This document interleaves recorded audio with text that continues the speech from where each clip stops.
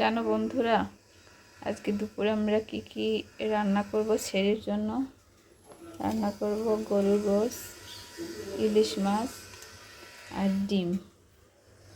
পোলাও চাল এখনো রেডি করা হয়নি, পোলাও রান্না করব। আরও থাকবে অনেক কিছু, সবই আপনাদের একটু একটু করে দেখাবো। বন্ধুরা আপনারা সঙ্গে থাকবেন আমার, কেমন? প্রথমে আমি রান্না করে নেব বন্ধুরা গরুর গোশত। সব তো দেখানো সম্ভব না, কিছু কিছু দেখাবো।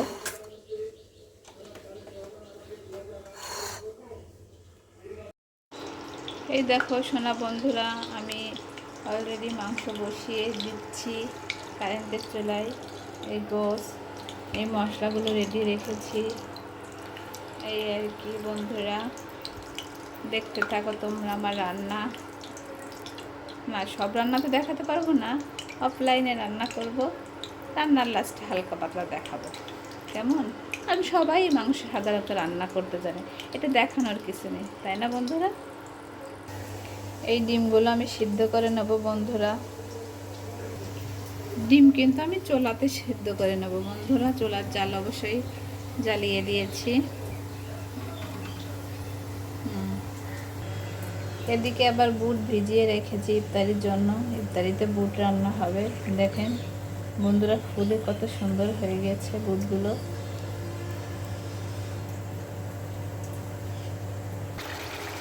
এই দেখো বন্ধুরা, মশলাটা আমি আগে কষিয়ে নিয়েছি। আমার মশলাটা আর তেল দিয়ে দিয়েছিলাম এর ভিতরে। তেলটা কষিয়ে নিয়ে এবার গরুর মাংসটা দিয়ে দেবো।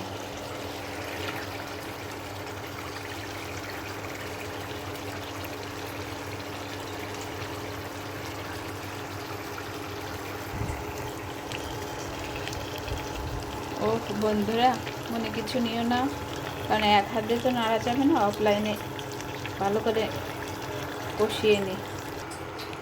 এই দেখো বন্ধুরা, ভালোভাবে মাখিয়ে এটা ঢেকে রাখলাম। আর অন্যদিকে আরেকটা জিনিস দেখায়, এই যে এদিকে আমার ডিম সিদ্ধ হয়ে গেছে, তেলটা গরম হয়ে গেছে। ইলিশ মাছগুলো হলুদ দিয়ে লবণ দিয়ে মেখে রেখেছিলাম, এখন এগুলোকে ভেজে নেব।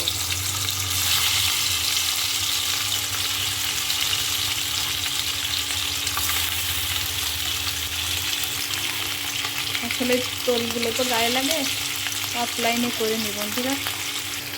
মাছগুলো কিন্তু বেশি ভাজা দেবো না, হালকা পরিমাণ, হালকা পাতলা ভাজা দেবো। ডিম সিদ্ধ হয়ে গেছে, বন্ধ করে দিই। এই দেখো বন্ধুরা, ইলিশ মাছ ভাজা হয়ে গেছে। মশলাগুলো কষাইতে দিয়ে দিচ্ছি, কষাই নিয়ে নেবো ভালো করে, তারপরে ইলিশ মাছ ছেড়ে দেবো। এদিকে তো গরুর মাংস চলতেছে রান্না। ইফতারির জন্য আজকে আমরা করব ফালুদা। এই যে অলরেডি ফালুদা চলতেছে।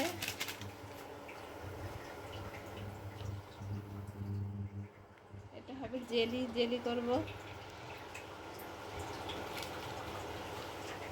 এই রেডিমেড ফালুদা মিক্সড কিনে নিয়ে আসছি। ফালুদা তো সবাই করতে পারে, এটা দেখানোর কিছুই নাই। এই দুটো জেলি, একটা সবুজ একটা লাল।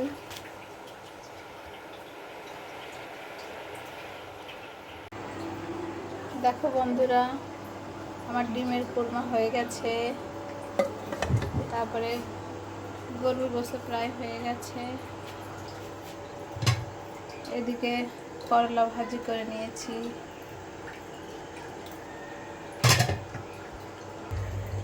বড়াও ভেজেছি, এটা হচ্ছে থানকুনির পাতার বড়া বন্ধুরা, এটাও ভেজে নিয়েছি। এটা পোলার বেরেস্তা করে রেখেছি। আর এই আমার পোলাও, এই সবই করে নিয়েছে। ইলিশ মাছটাও হয়ে গেছে বন্ধুরা। টিফিন বাটিতেও খাবার দিয়ে দেবো বন্ধুরা রাতের। এই আর কি।